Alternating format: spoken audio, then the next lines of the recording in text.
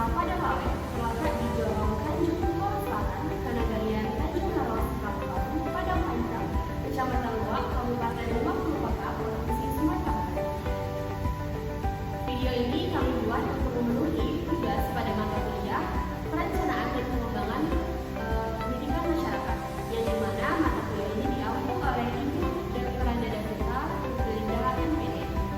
Baiklah, dari hasil analisis data kami, negara ini berada di posisi geografis yang strategis sebagai gerbang utama Kabupaten 50 kota dan memiliki akses langsung ke kota Payahkudu.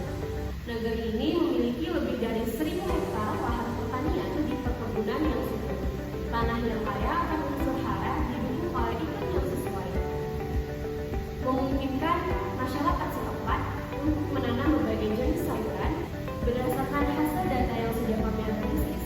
Negara ini berada di posisi geografis yang strategis sebagai gerbang utama Kabupaten 50 kota dan memiliki akses langsung ke kota Payahkudu.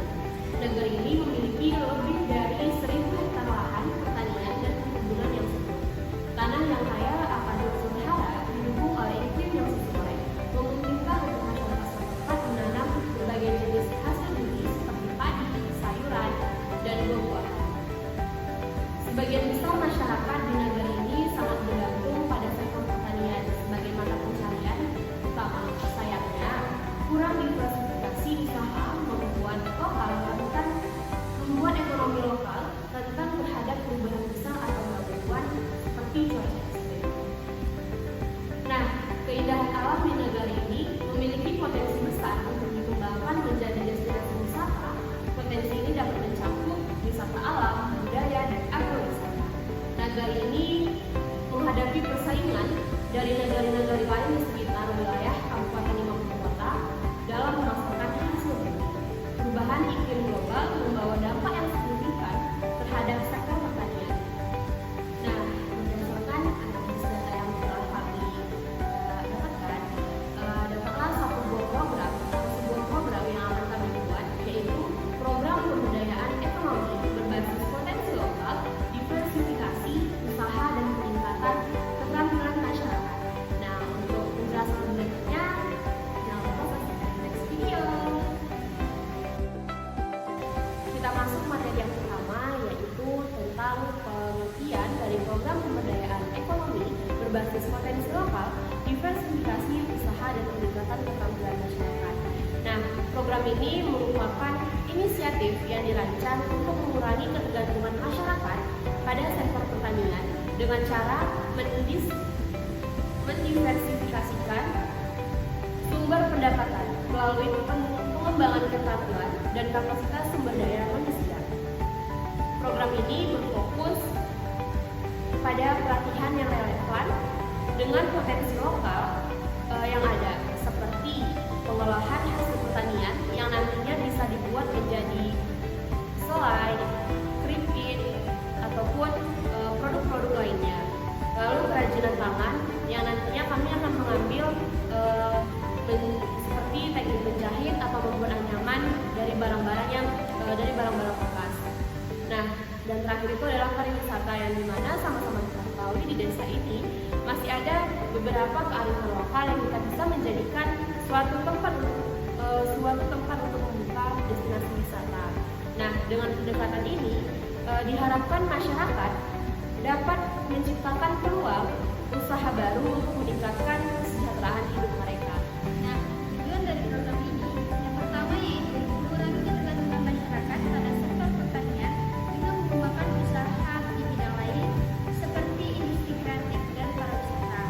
Yang kedua yaitu meningkatkan kemampuan masyarakat dengan memberi pendidikan dan pelatihan.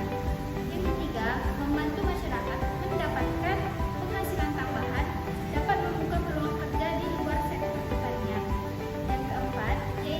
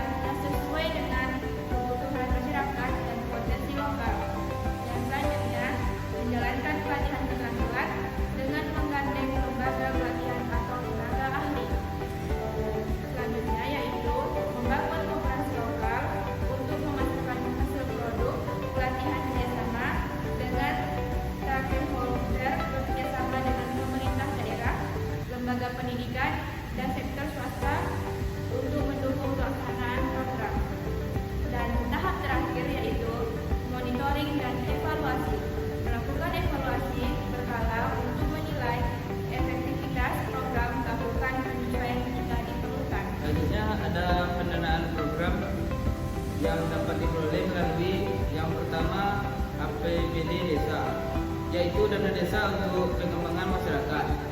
Selanjutnya, pendanaan dapat diperoleh melalui bantuan pemerintah daerah, yakni dengan mendapat dukungan dari dinas terkait seperti dinas pertanian dan dinas pendidikan. Selanjutnya yaitu kemitraan. Kemitraan di sini yaitu menggandeng LSM, universitas atau sektor swasta yang peduli pada pemberdayaan masyarakat. Dan yang terakhir, pendanaan dapat diperoleh dari swadaya masyarakat, yaitu kontribusi masyarakat dalam bentuk tenaga atau bahan baku lokal. Dampak yang diharapkan dari program ini ada dua, yaitu dampak positif dan dampak negatif yang harus diantisipasi. Yang pertama yaitu dampak positif. Dampak positifnya yaitu diversifikasi ekonomi, meningkatkan pendapatan dan mengurangi ketergantungan pada sektor pertanian. Selanjutnya, masyarakat memiliki keterampilan baru yang relevan dengan kebutuhan pasar.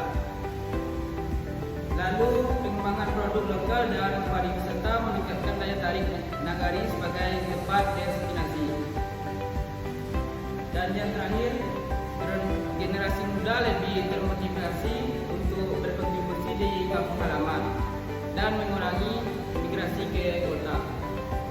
Selanjutnya ada dampak negatif yang harus diantisipasi. Yang pertama, penolakan sebagian masyarakat yang tidak mau beralih dari sektor tradisional.